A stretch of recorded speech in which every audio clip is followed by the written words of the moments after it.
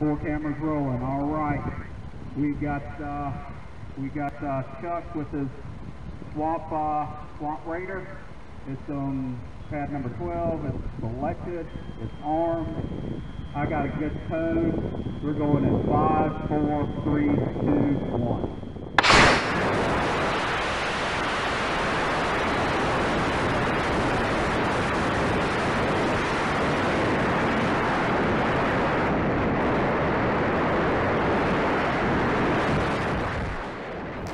Chuck Walden, Lieutenant Commander, U.S. Navy, service number.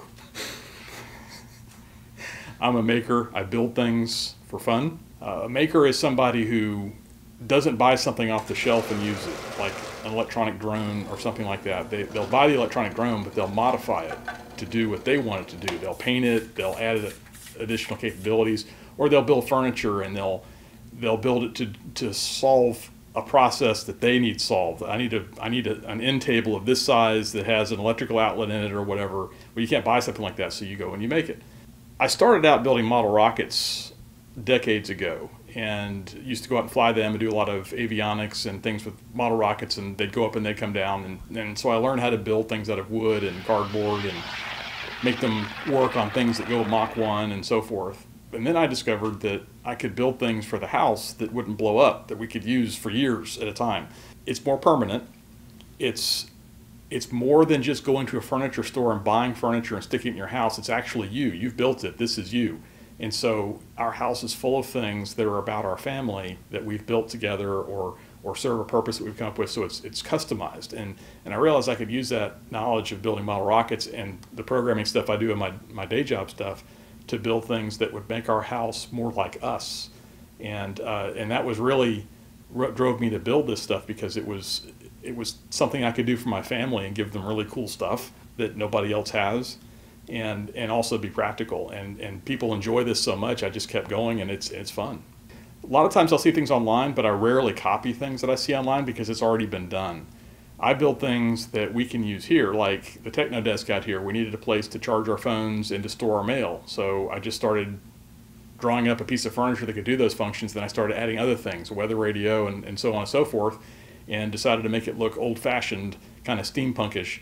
And that drove the design, and one thing led to another. We ended up with this really, really nifty table that does all these practical things that you could never buy because we needed it. We needed something that did those things.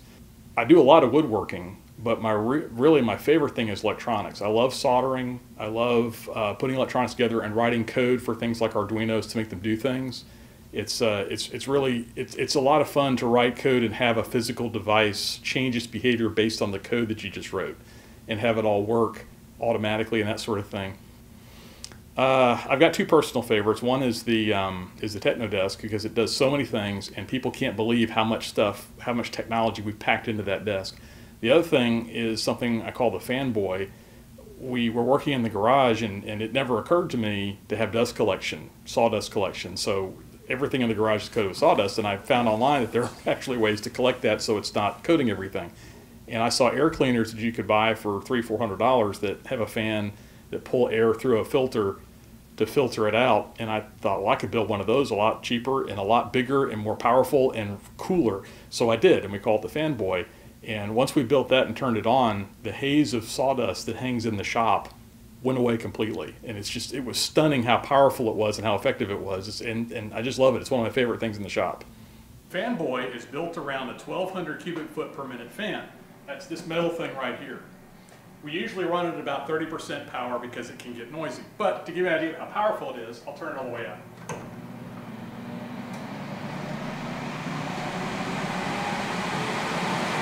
So we can clean the air in the shop pretty quickly when you're running at this speed.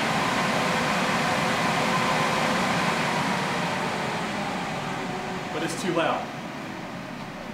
In front of the fan, we have some filters. Come on up here and I'll show you. There's two filters inside this box. The first one is washable. I can take it out and hose it off, and it will take down to about 10 or 12 microns of dust and hold it. And it captures a lot of dust. This has been up here for a while, and you can see this is all dust that we didn't have to breathe. This is dust that didn't get all over the shop. And when this gets too full, about now, I can take this out and just clean it out, and the front will look like the back. It'll be nice and clean. But this only knocks out 10 to 12 microns. So some of the smaller stuff gets through. To take care of that, we have a 3 micron or a 1 micron filter in here, which is much thicker, and it takes out the much smaller particles. And you can see it's a little brown because it's already taken some. But the filter in front, the washable filter, takes out the heavy stuff, so this filter lasts longer. So I don't have to buy these very often. Behind that is the fan controller, and it outputs through this little black bucket I put on the back so that it doesn't suck the air back around. It looks like a jet engine, so we painted it to look like one because that's fun.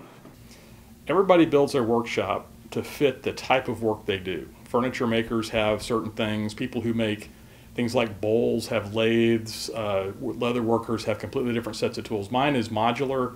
Depending on what I'm building, I may be doing woodworking, I may be working with metal or plastics, and so you can move things around based on the project you've got. It's just a one-car garage, and it's small, but it's usually just me or maybe one other person in there, so we can get things done rapidly. The other thing that we do in our shop is we actually paint things. It's not just a wooden shop. The parts are painted orange. There's hundreds of stickers and signs hanging up all over the shop, so it's been customized, and it's actually a joyful place to be in because there's so much color and there's so much of us in that shop.